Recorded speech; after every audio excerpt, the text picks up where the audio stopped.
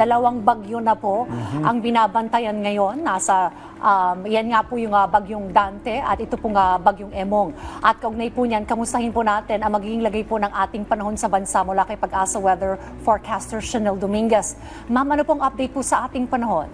Magandang umaga din po sa inyo at magandang umaga din sa mga taga-subaybay po natin. Yes po, meron po tayong dalawang bagyo dito sa loob ng ating Philippine Area of Responsibility. Unahin po natin si Emong at sa ngayon po itong kategory niya ay isa na siyang severe tropical storm. Sa ngayon, huling itong namataan sa line 245 kilometers west ng Bacnotan, La Union. May taglay na lakas na hangin na 110 kilometers per hour at pagbugso na 135 kilometers per hour. Ito'y kumikilos southwestward sa bilis na 25 kilometers per hour.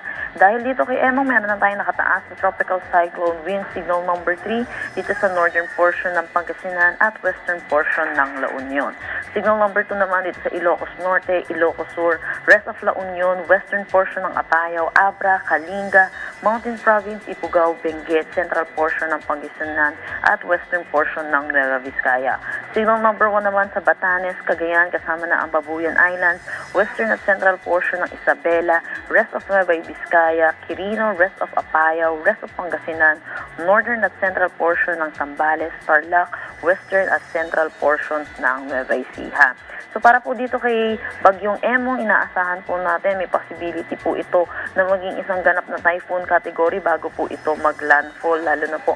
Kaya pinag-iingat po natin mga kababayan po natin, lalo na po dito sa may Ilocos region, dahil mamayang gabi po yung possibility po ng kanyang landfall or bukas po ng madaling araw. At ito po ay magta-traverse dito po sa Northern Luzon, kaya inaasahan po natin may mga pag-ulan po tayo, mga significant rainfall po tayong aasahan, lalo na po dito sa Northern Luzon. Para naman po dito sa bagyong si Dante, ito po ay nananatili naman pong isang ganap na tropical storm category at may taglay na lakas na hangin na 75 kilometers per hour at magbugso na 90 kilometers per hour. Ito'y kumikilos north-northwestward sa bilis na 15 kilometers per hour. So sa ngayon po, wala naman po itong direktang epekto sa anumang parte ng ating bansa at wala rin tayong tropical cyclone wind signal dulot nito. Pero dahil po meron tayong Emong at Dante, nagkakaroon po tayo ng Fujiwara effect at ito po ay nag-enhance ng ating southwest monsoon na inaasahan natin magdadala pa rin po ng mga tuloy-tuloy na pag-ulan dito sa Metro Manila, Bataan, Pampanga, Bulacan, Cavite, Laguna, Batangas, Rizal at Occidental Mindoro.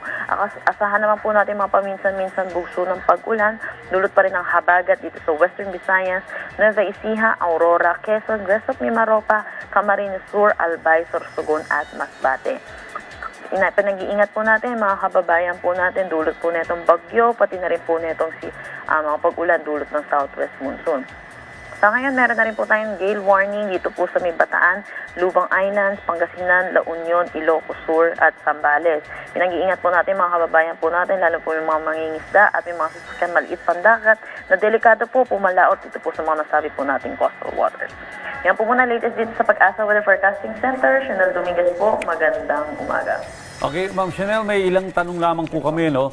Pakipaliwanag nga po kung itong dalawang bagyong ito, no? Itong si Bagyong Dante at Bagyong Emong, kung ano po yung dala nila? Ito po ba'y may dalang malaking volume ng tubig o malakas na hangin o both? Yes, pag tayo po ay may bagyo po, ito po yung tropical cyclone wind signal po natin ay kaugnay po ng ating lakas po ng hangin po niya. Yung kanina po, sabi ko po, ito po possible po ito si Emong na maging isang typhoon category. So yung pinakamataas po nating tinataas, pag may typhoon category tayo ay signal number 4. So malakas na hangin na rin po iyon at meron din po tayong inaasahan na pag-ulan dulot pa rin po nito ni Emong, lalo na po dito sa may Ilocos region.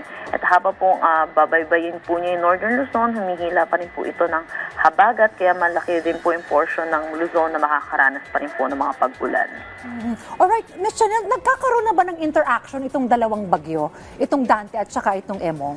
Yes po, nagkakaroon po sila ng interaction, nagkakaroon po sila ng looping po o tinatawag po nating Fujiwara effect. Kaya po kung mapapansin po natin, yung track po neto ni Emong ay pababa po. Usually po yung mga bagyo po natin ay pataas, northward po. Pero ito po si Emong bababa po muna, possible hanggang Pangasinan area po, and then tsaka po siya magla-landfall pa po Ilocos region at magta-traverse po ng Northern Luzon at lalabas din po naman possible po dito sa may Babuyan Islands po. Ma'am, dahil binanggit nyo nga yung Fujiwara effect, at kung saan yung dalawang bagyo ay naghihilaan, may posibilidad po ba na magtagal ito sa Philippine Area of Responsibility? Kaya po natin dahil po itong si Dante ay palabas na muna po ng ating Philippine Area of Responsibility. Possible po paglabas po niya ay Friday din po, bukas po.